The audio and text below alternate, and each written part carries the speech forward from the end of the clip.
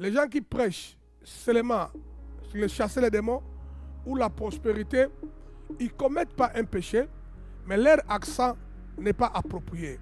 Donc vous allez fabriquer une race de personnes qui a toujours un regard tourné vers le moi. Être délivré, prospérer, être heureux, seul. Or, si tu vois le fondement même de la Bible a toujours eu une philosophie communautaire. Bonjour, Pasteur Anaclé. Bonjour, Chara. Ancien titulaire du ministère apostolique Impact. Aujourd'hui, nous allons te poser quelques questions à propos du culte que nous avons eu, qui, selon moi, a vraiment été très pertinent. Donc, la première question que nous voudrons te poser est: pourquoi as-tu choisi le thème « Parlons de la productivité communautaire » alors que de nos jours, la plupart des pasteurs prêchent sur la prospérité ou comment chasser les démons? Oui, c'est ça même la motivation qui m'a poussé à parler de ça.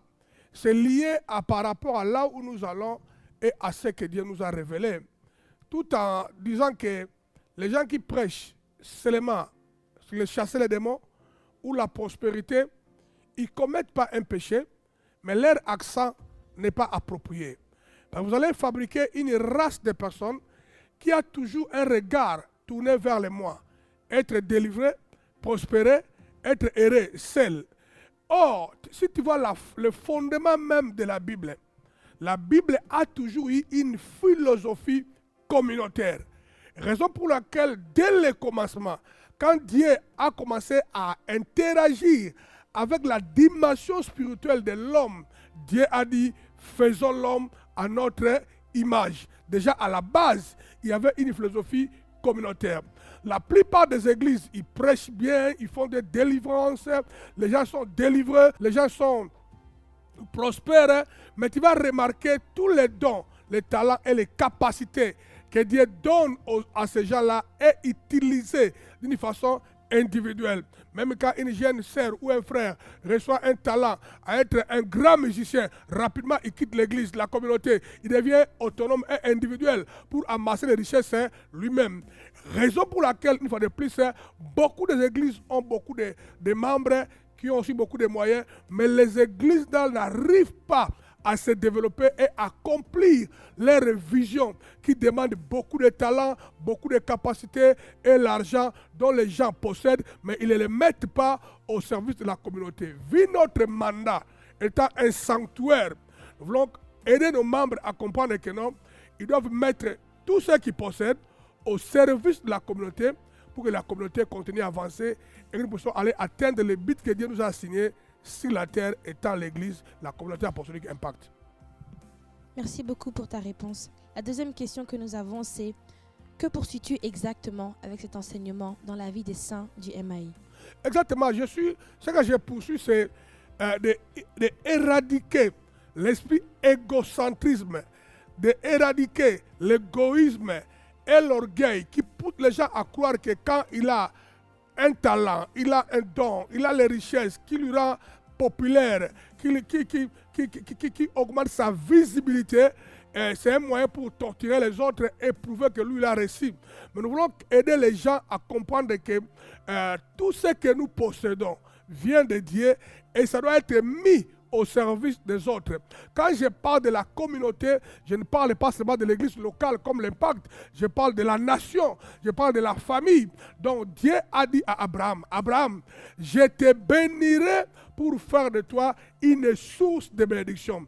Lorsque Dieu bénit quelqu'un, la philosophie de Dieu est que la personne bénie soit maintenant le canal pour que plusieurs personnes aussi entrent dans leur bénédiction. C'est pourquoi il a dit, je te bénirai jusqu'à plusieurs générations. C'est toi qui as béni, mais ça descend. Mais aujourd'hui, les gens n'ont pas une telle philosophie. C'est pourquoi j'ai dit, comme j'ai dit au début ici, nos églises ont des problèmes, manque de main-d'œuvre, les gens ayant des talents, ayant des compétences pour être un gagneur d'âme, pour être celui qui fait le suivi, qui fait la délivrance, même les protocoles, même pour financer l'église. Mais tellement l'esprit individuel est ancré dans le cœur des gens, eh bien le royaume de Dieu tourne en rond, mais le main-d'œuvre fait défaut. C'est pourquoi Jésus a dit, vous devez prier que le maître de la moisson envoie des ouvriers. C'est quoi les ouvriers? C'est tous ces hommes-là qui sont dans l'église. Écoutez-moi, Chara, Je vais vous dire quelque chose de très important dans la Bible. La parole dit, c'est Dieu qui a donné les 5 dons du ministère à l'Église. Apôtres, prophètes, évangélistes, pasteurs et enseignants, pour équiper les saints, pour impacter les saints, pour développer les saints à atteindre la maturité, pour que de retour, les saints fassent l'œuvre du ministère et contribuent à l'édification du corps de Christ. Eh bien, tu me poseras la question, c'est quoi l'œuvre du ministère? Exactement, c'est ça. Mettre tes compétences, mettre tes talents au service de l'Église. Nettoyer l'Église, soutenir l'Église financièrement, prier pour l'Église, aller évangéliser. C'est ça l'œuvre du ministère. Aujourd'hui, l'esprit égocentrisme et individuel empêche les gens de s'investir réellement pour le développement de leur communauté. Parce qu'ils oublient que la parole nous dit que c'est Dieu qui prend les solitaires et les place dans une famille, dans une église. Raison pour laquelle il faut les sensibiliser à mettre les talents pour que leur église aille de l'avant et que la communauté avance. Quand l'église avance, le corps de Christ est bâti. Merci beaucoup. Maintenant, de manière pratique, comment espères-tu que les gens puissent jumeler l'esprit communautaire et l'esprit du sanctuaire? C'est clair. D'abord, les gens doivent capter, tout membre de l'Église, à l'occurrence nous à l'Impact ici, doivent capter c'est quoi la vision de leur Église. On ne vient pas à l'Église et marcher vaille-qui-vaille. Dieu n'appelle pas une génération, un peuple pour les amener nulle part. Même quand il a appelé Moïse, le mandat était clair, la vision.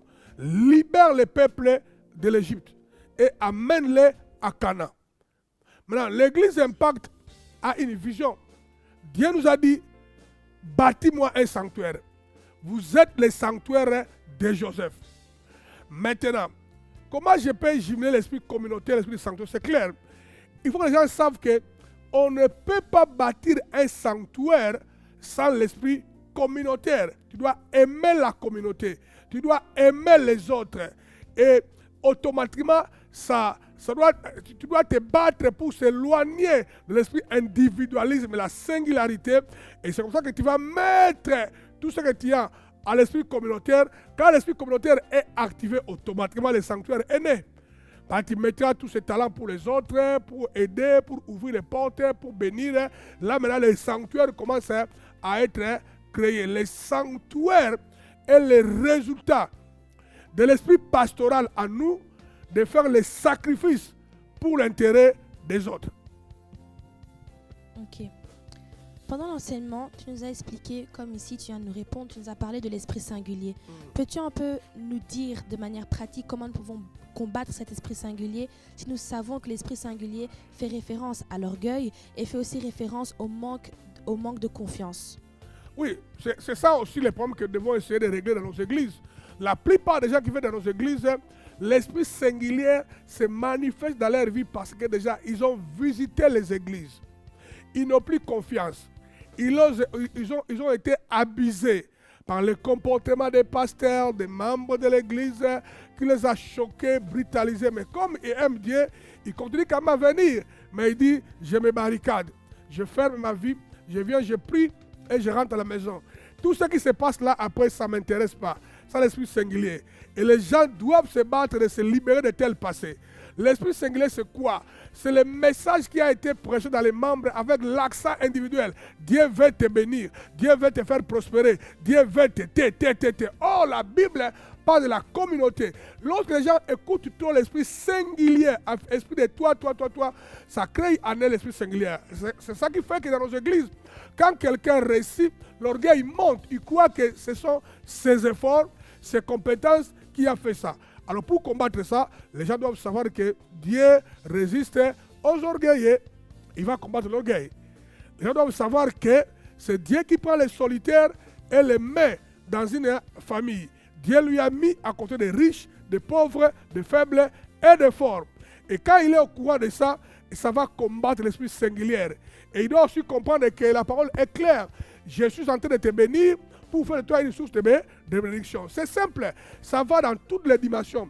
Par rapport au pasteur, quand Dieu te bénit, c'est pour que ce soit une bénédiction pour les membres de ton église. Tu as un don, tu as un talent, tu as l'onction, l'art d'enseigner et d'apprêcher. Dieu t'a béni par rapport à ça. Ce n'est pas tes compétences. ça vient de Dieu. Apôtre Paul pose la question, qu'est-ce que tu as que tu n'aies reçu? Et David dans 1 Chronique 29 dit encore, qui suis-je moi et mon peuple pour que nous puissions te offrir tout ce qu'on donne. Tout ce que nous savons vient de toi. Maintenant, quand on combat tout ce qu'on a vient de Dieu, et ça combat l'esprit singulier, on n'a pas fait les efforts. Alors on le mettra aussi au service de l'autre. Ça peut être un prédicateur, ça peut être un membre de l'église prospère, ça peut être tout ce que tu peux imaginer qui réussit, qui perce. Il doit le savoir que les gens doivent en bénéficier au travers de lui. La prise de conscience. Merci beaucoup. Au début aussi de l'enseignement, tu nous as parlé de la grâce de la maison.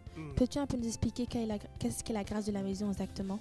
Oui, la grâce de la maison, c'est un message très capital que moi je crois que tous les pasteurs doivent capter et tous les membres doivent comprendre ça. Toute église locale, comme l'église Impact, si leur pasteur, leur titulaire a vraiment reçu un vrai appel venant de la part de Dieu l'a appelé, automatiquement cette église a une adresse au ciel. Dieu le connaît par rapport à leur mandat, appel et vision. Et il y a, quand on parle de mots là, appel, c'est le mot charis, qui arrive sur un homme, qui veut dire l'impact divin, immérité, qui te permet de fonctionner avec des compétences dont tu ne pouvais pas sans cet impact. Quand l'impact là arrive, il y a un esprit qui descend sur les leaders, immérité. Dieu fait la grâce à qui il veut.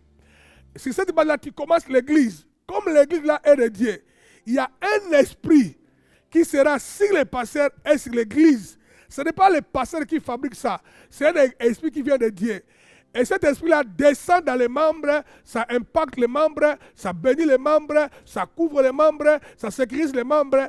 C'est ça qu'on appelle la grâce de la maison. Maintenant, si chaque membre est attaché, est connecté à ça, la grâce-là doit les toucher automatiquement. Raison pour laquelle, même que pour que Dieu puisse développer certaines personnes, avoir la compétence, il a dit, je prendrai l'esprit que j'ai mis en toi, Moïse. Ce n'était pas l'esprit de Moïse, c'était l'esprit de Dieu, la grâce de Dieu dans Moïse, que Dieu voulait impacter aussi les autres pour qu'eux aussi, ils deviennent, et puissent aussi expérimenter la gloire.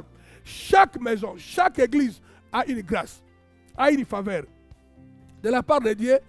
Dans cette église-là, c'est différent de l'impact. Et les pasteurs doivent découvrir ça. Et quand les gens sont attachés à cette église-là, il y a une sécurité, il y a une protection, il y a une impactation, il y a même une sorte de développement qui va avec, lié au mandat de l'église-là par rapport à là où Dieu veut amener cette communauté-là. Merci, pasteur, d'avoir répondu à toutes nos questions. J'invite vraiment chacune des personnes ici présentes d'aller aussi regarder l'enseignement qui a vraiment été très percutant. Et pour terminer, la dernière question qu'on pourrait te poser, c'est s'il y avait un seul point à retenir par rapport à cet enseignement, que serait ce point? Voilà le seul point que moi je veux que les gens comprennent dans cet enseignement-là.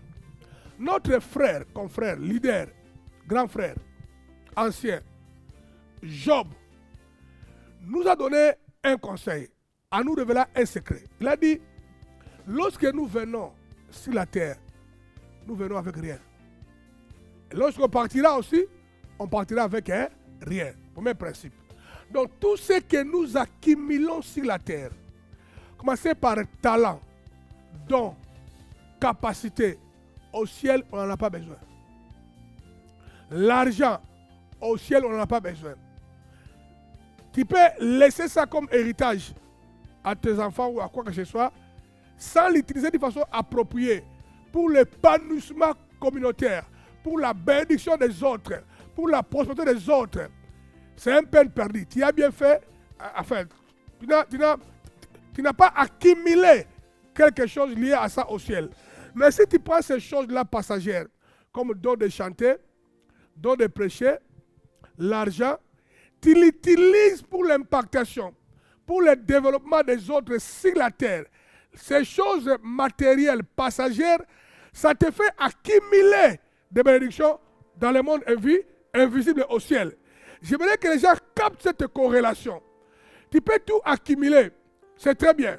Laisser l'héritage à tes enfants, c'est très bien, c'est pas mauvais. Mais qu'est-ce que toi-même tu investis au ciel?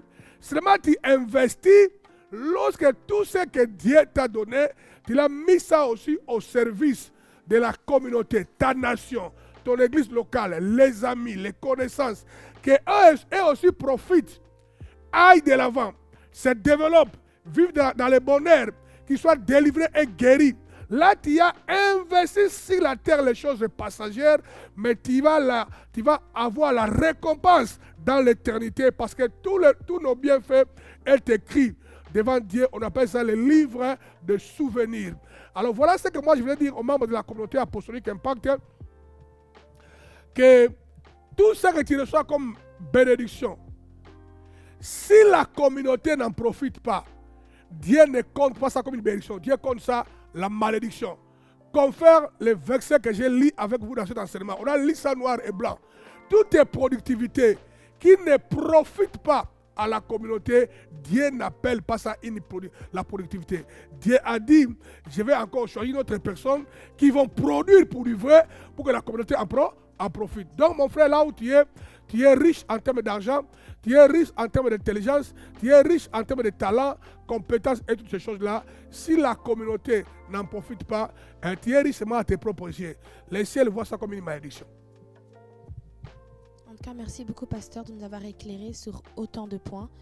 Et j'espère vraiment que chaque personne qui a écouté cette interview puisse aller voir et aller écouter l'enseignement qui a été partagé aujourd'hui. Merci beaucoup. Merci beaucoup, Chara. J'apprécie beaucoup. Bonne journée.